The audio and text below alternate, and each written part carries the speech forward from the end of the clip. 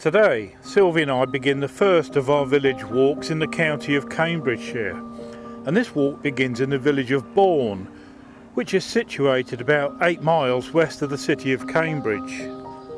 Bourne was home to an important airfield during World War II, and several different bomber squadrons were based here during that time. We're starting our walk out of the village along the B1046, also known as Fox Road, and we're heading in a westerly direction towards the nearby village of Longstow.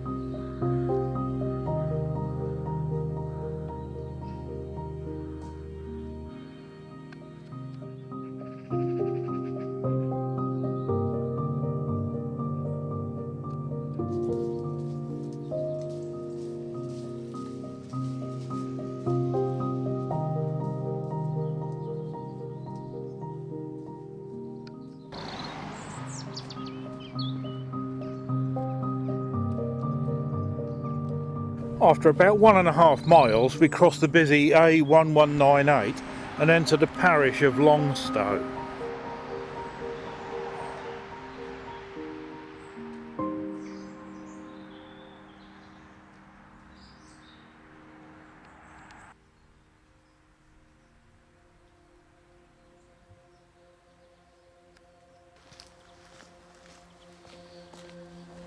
Before we actually enter the village, Sylvie and I stopped to take a look inside the village church. For most of the year 2020, every church in the country had been closed due to the COVID pandemic, which has been a great inconvenience on our walks, as some churches contain interesting features which we would have liked to have included on some of our videos.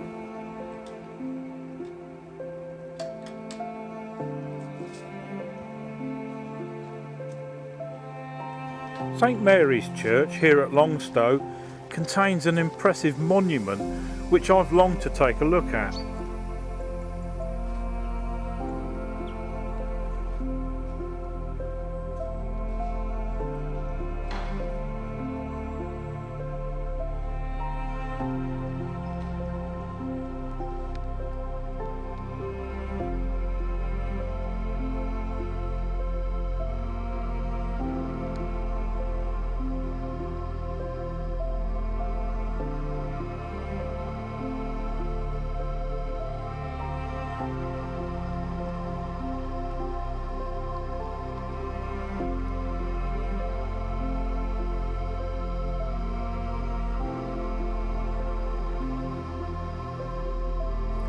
This alabaster monument is to a man called Anthony Cage, who lived in nearby Longstow Hall and was once the High Sheriff of Cambridgeshire. Anthony Cage died in the year 1603.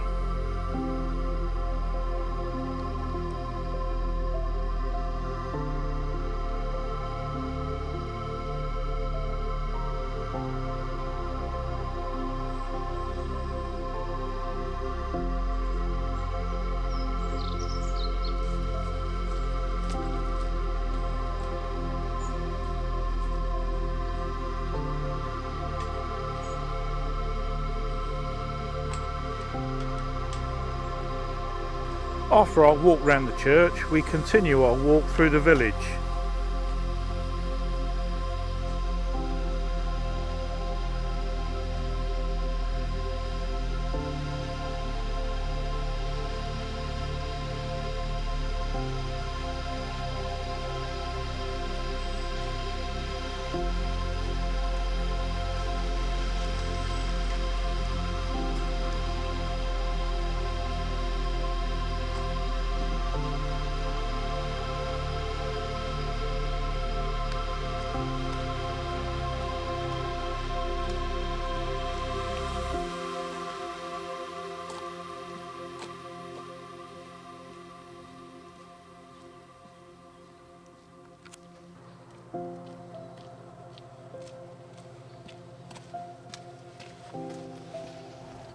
We pass through the village of Longstow and continue our walk along the B1046 towards our next destination, the Gransdens.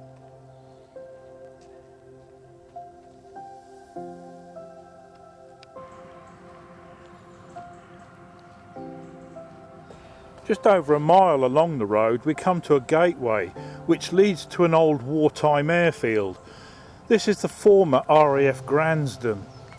The base was mainly used by Bomber Command and was host to a whole variety of squadrons and aircraft. Unlike many wartime airfields though, Gransden is still in use and is now home to the Cambridge Gliding Club.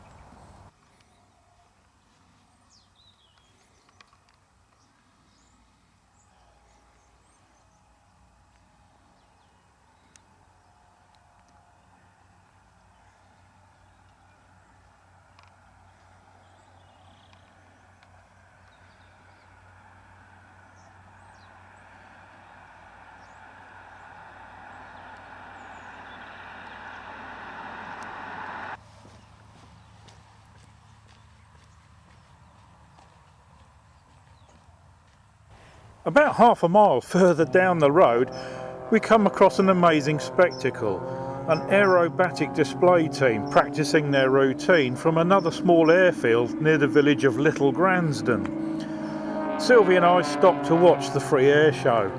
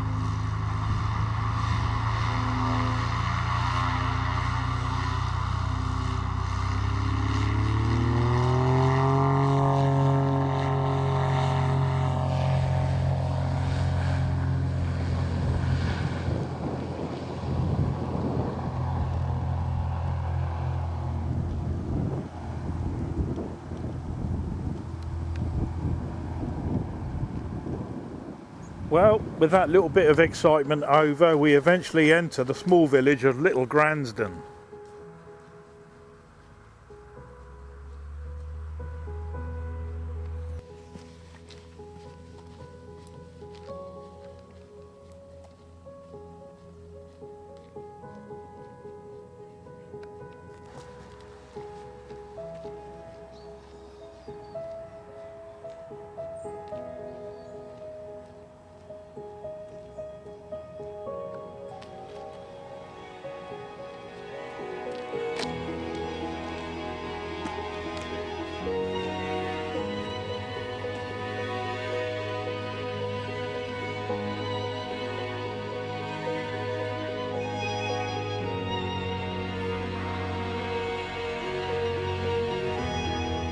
Little Gransden is an offshoot from its larger neighbour Great Gransden, which is where we're heading to next.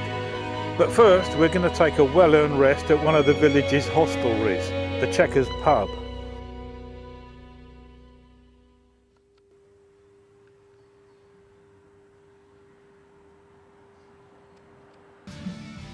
Cheers. Blooming spike,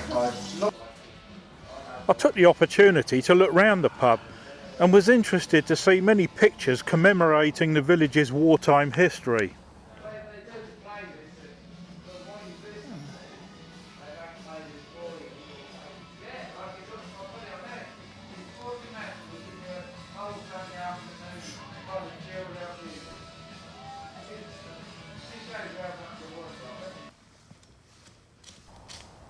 After a refreshing pint, we continue on to the village of Great Gransden.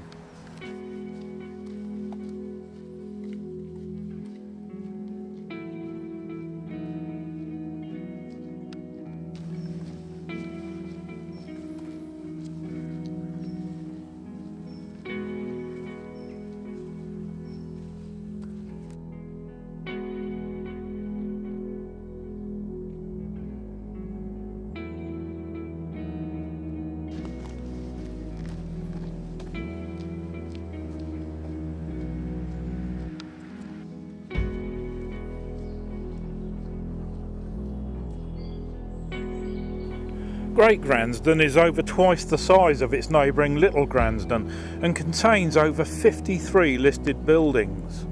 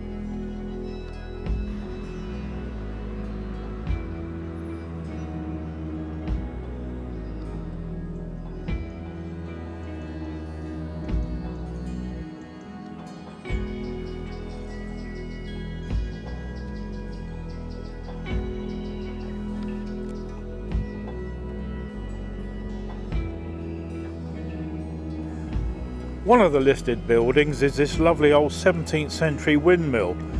Originally constructed around the year 1612, it is the oldest post mill in England, and sadly it's currently lacking its sails.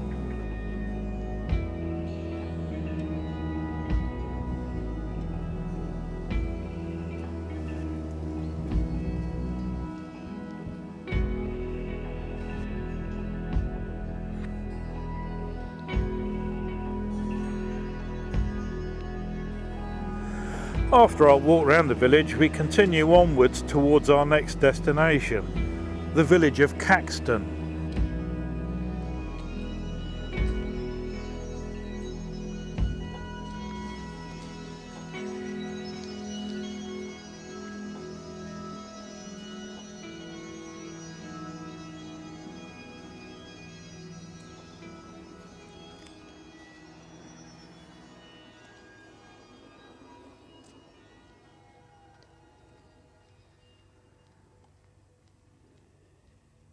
After a couple of miles we come to the village of Caxton, which is situated on the old Roman road, Ermine Street. Caxton itself isn't a quaint or pretty village, but it does have a couple of interesting historical features. The first of these is something Caxton is famous for, the Caxton Gibbet.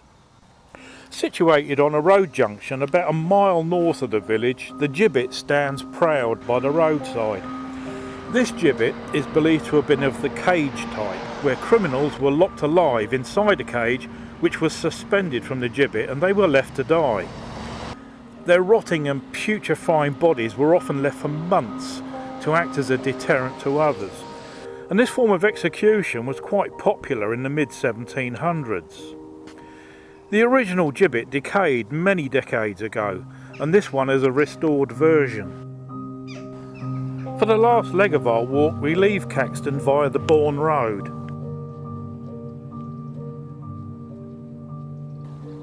And it's along here, just a few hundred yards from Caxton, we come to the second historical feature, the Bourne Windmill.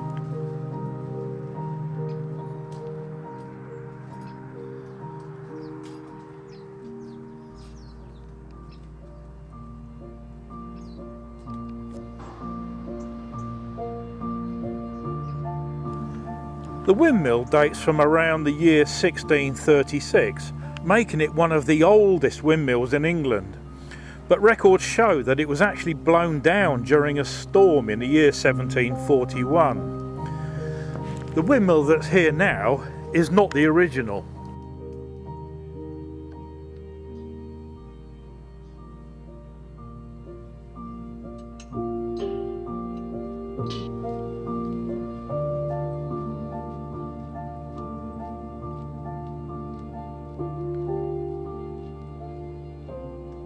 As we leave the windmill, we come out on a point where the Bourne road becomes the Caxton road. So we turn left and head back towards Bourne.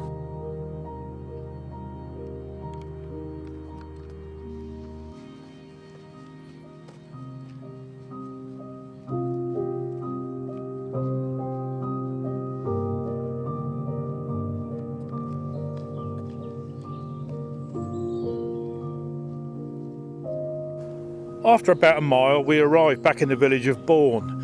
This walk has lasted just over 5 hours and covered over 11.5 miles.